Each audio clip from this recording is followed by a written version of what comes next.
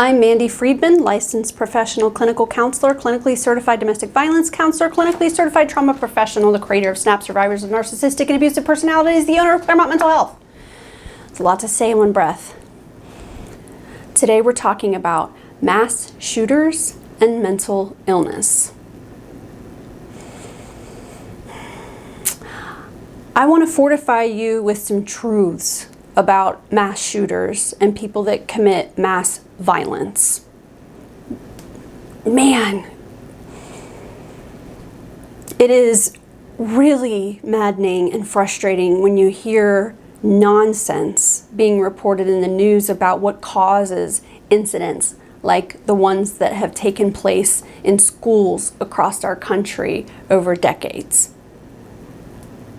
Things get said, and they're factually untrue. And one of the things that is factually untrue is that mass shootings or mass violence happens as the result of severe mental illness. We have mountains of research on this topic. It isn't true.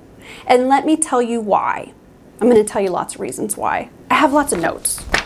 I'm going to share some things with you. I want to give you some facts and some truth that hopefully will give you a good footing for navigating such horrific and horrible circumstances. As someone with mental illness, someone who loves people with mental illness, someone who treats people that have mental illness doesn't cause mass shootings. And if you're saying this, you need to stop. And if people around you are saying it, now you can correct them. I'm going to offer you some information, some facts and truth that hopefully we can correct this myth that keeps getting tossed around. I got all kinds of facts here I can't wait to share with you. Let's get started. There's a difference between personality disorders and mental illness. Mental illness is something that can be treated, can be medicated. It's not a reflection of the person's personality or their character. It has to do with brain chemistry. It has to do with environmental factors. But the thing is that when someone has a mental illness, there are things that can be done about this. And it doesn't mean that they're a certain type of person as the result of having the mental illness. They're two separate things. Your personality is separate from your mental illness diagnoses, right? So, it's a personality type is the type that commits violence, not someone who has a mental illness. They're two separate things, but people don't understand the difference. Okay, I'm frustrated. I'm feeling despair and anger and hopelessness, much like my clients are feeling. So forgive me for being a little choppy today or off target. I'm just a little bit fueled by emotion right now. I'm reaching for facts and truth in order to ground myself, and I want to share the facts and truth with you in hopes that this will help you find some grounding as well. We have a lot of research on the topics of violence, mass violence, and what leads someone to commit such an act. There's research. We know things. Fact-based stuff. This isn't just, your next door neighbor making shit up and just saying things off the cuff like, well, that guy was crazy or mentally ill or no. That's not at all what the research shows, okay? All right, so someone who has a personality disorder, that is their personality. That's who they are. Mental illness is separate from someone's personality. You can be someone that has a narcissistic personality with depression, right? But the depression can be treated. The narcissism cannot necessarily, depending on the situation and the person with the narcissism, right? Okay, so you could have a psychopath who also has OCD, and that OCD can be treated. Psychopathy, not so much. Okay, so there's a distinction between Personality disorders and mental illness. Personality is who you are. It's your makeup. It's how you look at yourself in the world. It's how you look at other people. Mental illness is an overlay. It's a layer that we can affect, that we can target, that we can affect positive change with someone. If they have a mental illness, we can change their environment, change their behavior, change their thinking, give them medication. There's things that can be done to help that person get better. But let me just tell you that for someone to have a severe mental illness and commit mass violence is extremely rare. It's very rare. It's not that it hasn't ever happened, but it is very rare. As the result of all my learning and education and research on the topics of abusive personalities, that has led me to also investigate and become very aware of psychopathy, psychopaths, narcissists. These are people that lack empathy and they lack shame, they lack a conscience. And because I wanted to learn about abusive personalities and who hurts people, that's what I wanted to know. Who hurts people? Who's doing this and why? Well, guess what comes up as part of my continuing education? And that would be mass shooters. That has been something that I've learned about. So I'm just regurgitating something that I have already learned about through other sources, but I want to share it with you because it's very distressing when you hear in the media or on social media that this type of violence happens because of mental illness, when it's just not true. And try arguing that point with someone who's ignorant and doesn't know better. They think you're crazy for saying that the person wasn't crazy. But guess what? They're not crazy. The people that commit these acts are in their right mind. But here's what you do have going on. We've got extreme anger, persecution, in other words, that they believe they're being persecuted. They want violent revenge. And there's some severe narcissism going on. Now, these are a reflection of someone's character traits, like this is their personality, right? Which is very different from serious mental illness. So personality disorders are enduring, pervasive. These are inflexible behaviors and attitudes. And it takes a certain type of personality to be able to commit such an act. This person needs to lack empathy entirely. The psychopathy piece is the part where this person lacks empathy. So this is what allows them to commit the act. There might be people that have thoughts, but they wouldn't take the action because they do have a sense of empathy, like they would feel bad about it. We might have somebody that has some, angry type thinking, but they're not a psychopath. So therefore they can't commit the act because their personality won't allow them. Whereas someone who's a psychopath, their personality allows them to do this. They have the freedom to do it, in other words. But the thing that drives them is the narcissism, not the psychopathy. In other words, the narcissism is the thing that draws them to act. The narcissism is what creates the context for them. The narcissism is what makes them feel persecuted, what makes them feel like they're the center of the universe and that whatever they're about to do is going to make them famous and to prove a point, right? That's narcissism. So somebody that has high narcissism and also psychopathy, that's who commits mass violence. Not someone with bipolar disorder. Not someone with schizophrenia. Okay. Sorry, okay. We're gonna keep going. This is tough stuff, but we're gonna do it. Also, there's a myth that mass shooters, that they snap. Like that out of nowhere, that they have this like impulsive act, as if they just, today's the day, I'm gonna get the gun and shoot people up. No, they have methodical, thought out plans. They didn't just snap. They've been planning it purposefully.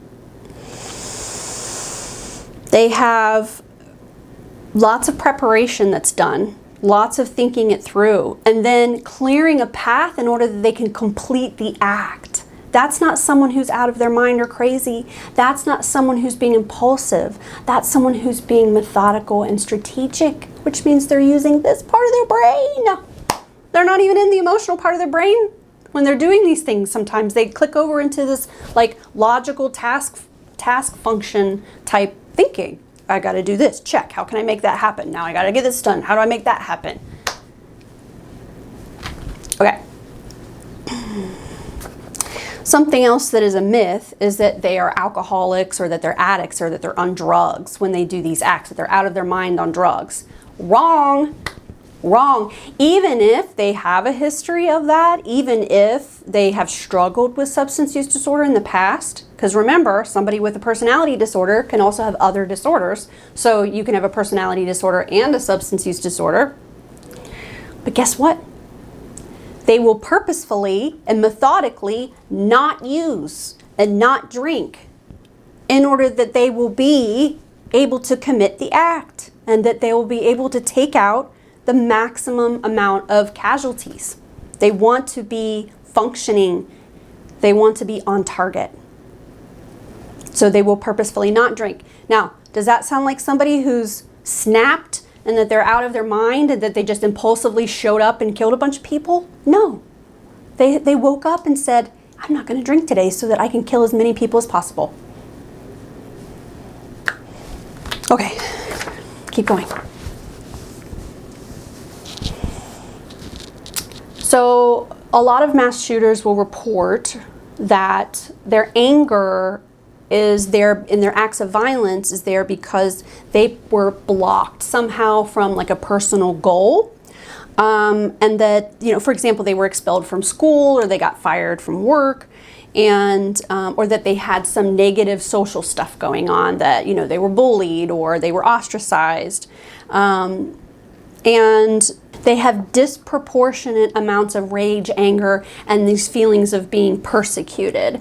And furthermore, when we're talking about differential diagnoses, in other words, we have to, you know, by process of elimination, find potential reasons for this and then cross those off the list.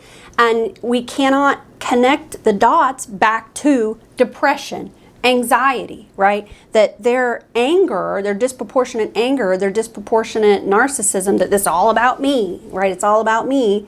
That's not related to mental health. It's just not.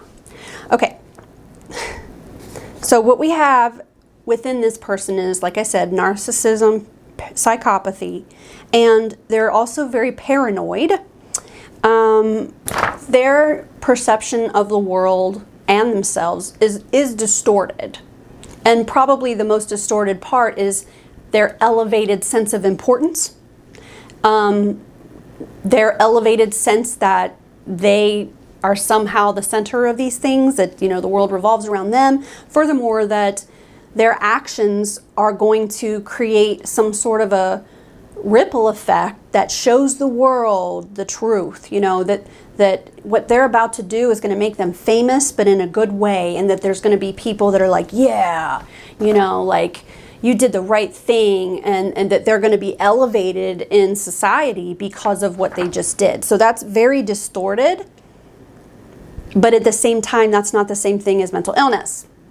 Personality disorder by nature means that you don't see yourself clearly, you lack self-awareness, and you lack emotional intelligence in some situations. So that means that you can't really figure out how you actually relate to the rest of the world and where you fit in, because you just don't have that sort of vision. So these are the three components: narcissism, psychopathy, and paranoia. These are the three components that make up this person's personality. The paranoia part, that's the one where you're thinking that it's all about you and that everybody's out to get you. Yeah, so those are the three major personality components for people that commit these acts. Also, I want to point out that American culture, man, in this research article that I'm using for this video is a quote that Narcissism has been described as the classic American pathology. As Americans, our culture, our society, we praise narcissism and encourage narcissism. We fuel it. We pay for it. We buy into it. And everybody's clicking selfies and, you know, it's being a star, being famous, right? Like, narcissism is sort of patriotic, right? It's our country and we take care of our own people if we really do, right? But it's that, you know, xenophobic, clannish type attitude where it's all about us and no one else. Like, even as a nation, somehow that has become prevalent, that if you make it all about you, then that means you're being a good American. Okay. Another myth is that mass shootings are somehow related to violent video games. There's research on this topic. We've already put this to bed. There is not a correlation there. Lots of people play violent video games, and it is not something that leads to violence. Mass shooters also see themselves as like pseudo commandos. That kind of like stolen valor type personality, where they identify as, you know, that they are either military or that they're police. And so they wear garments that look like a uniform or like they're some sort of tactical gear. So they see themselves as like a rogue soldier. There are warning behaviors, including domestic violence. Yup, that is a huge, huge factor. If you look back in the histories of these individuals, domestic violence is definitely present. So there are things that lead up to the act. There were lots of warning signs. They also will do these sort of like leaking social media posts or comments that they make or a letter that they write, or so they will definitely kind of give a hint that they're going to do something. So there are things that we can see in the history of the person that would give us indicators that they were heading in this direction. Again, they didn't just snap. They got this way somehow, and in order to get to the point of pulling out the gun, they were pushed to that point, remember? Right? Because the reason they're doing it is because they're being persecuted or because they're standing up for something. They think that they are, that they're acting on behalf of a cause, whether it's their own cause or potentially a group cause if they're claiming to belong to a group. So they'll express to other people what their intentions are prior to committing the act. So they'll have personal grievances and moral outrage. Moral outrage. Okay, so we're having moral outrage right now. They have moral outrage. What the? But yeah, so as they're doing this, because they're doing it for justice or for balance. And yet, here we are sitting with the actual moral outrage at not only why this individual would commit the act, but why we as a nation continue to allow this to happen. That's righteous moral outrage. But the paradox of it, the hypocrisy of it, that's how you know we have a personality disorder present, is that they can't even see that audacious hypocrisy in their actions, their behaviors, and in their words. They can't even see it, as we all sit here and say, wait, you did this because you thought you were wronged, and then you just did what you did, and we're supposed to praise you for that? Okay. Also, they will belong to sort of an ideology or a belief system, and sometimes they have become more radical than their peers and therefore ostracized. And this could be one of the triggers that leads them down this path, is that they've wanted to belong, but their extremist nature will get them kicked out of extremist groups. And then they feel like that they don't have any other choice, right? That they have to speak up because they're not being acknowledged. I'm going to read through some other factors here, just for the sake of saving time. They'll have a dependence on virtual communities. They will feel thwarted at their occupational goals. Their greatness isn't, people don't recognize their greatness, or they didn't get the promotion, or their boss, criticizes them, whatever. And then they will have like a change in their thinking, that they will become more black and white. They will become more simplistic and rigid in their thinking. So you could see how that would happen. Here they are, they're walking in these online communities, in these circles, thinking that they are, with their peers, but then they see their peers aren't extreme enough, so then they voice their more extreme views, then they get ostracized, and then they change their thinking to, well, now we have to take action, because the good guys aren't even, to them, the good guys aren't even, they're not even on task at all. I'm going to have to do this for all of us. That's what the thinking would be. So they become the moral authority, and then this violence becomes a self-righteous act of their superior beliefs. And then another factor that they find is, what they're saying in this article is failure of sexual pair bonding, or what we would like to call incels. Incel. Do you know what this means? Involuntarily celibate. So these are men that are angry because they don't have sex partners. So, yeah.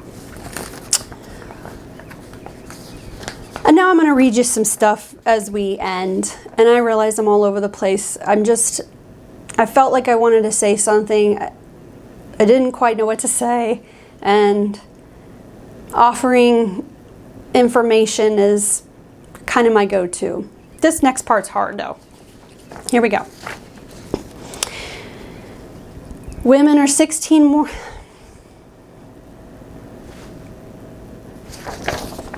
I can do this.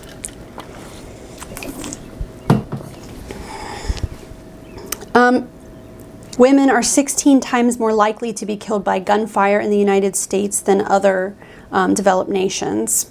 Also, a woman is 500 times more likely to be killed in a domestic violence event when there is a gun present.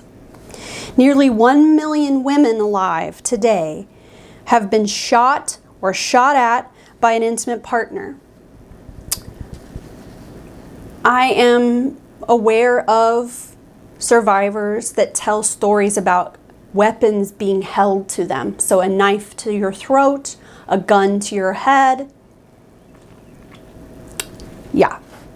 So I've heard these stories of guns and weapons being present and how they are wielded in order to strike fear into the target. Nearly 1 million women alive, I'll say it again, today have been shot or shot at by an intimate partner. Abusers use guns to threaten and control their victims, even if they never pull the trigger. Around 4.5 million American women alive today have been threatened with a gun by an intimate partner.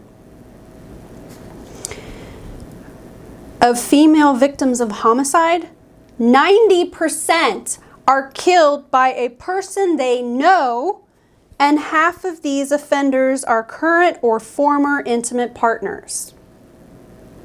I'm going to say it again.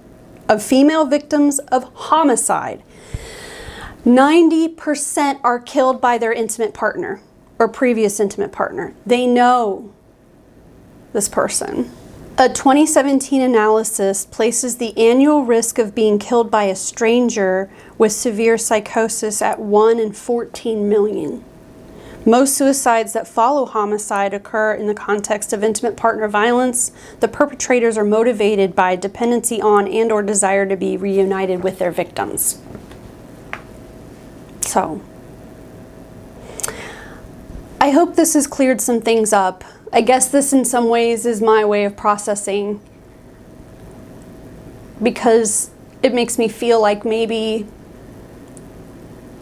some good could be done by helping people see that mental illness is not to blame, and therefore we're not contributing to that stigma of mental illness, so that we can notice and be aware, and so that we can Learn about other people by the words that they're using and by the explanations that they're giving. That says something about them as well. Okay. Thank you for watching. Please like and subscribe.